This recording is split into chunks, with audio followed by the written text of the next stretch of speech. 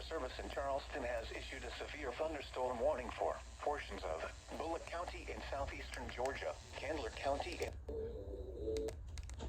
southeastern Georgia, Tattnall County in south.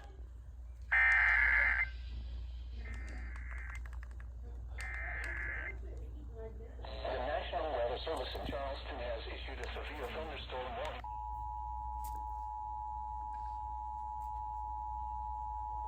Georgia.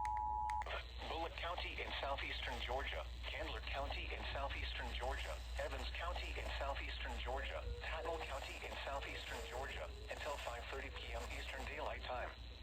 At 4:31 p.m. Eastern Daylight Time, a severe thunderstorm was located near Cobbtown, moving northeast at 15 miles an hour. Hazard, 60 miles an hour wind gusts. Source, radar indicated. Impact, damaging winds. Food, Statesboro, Metter, Cobbtown, Pulaski, Register, Georgia Southern, Hope You Like It, Align, New Hope, and Excelsior. This includes Interstate 16 between mile markers 101 and 121. Seek shelter inside a well-built structure and stay away from windows. The storm is capable of producing damaging winds.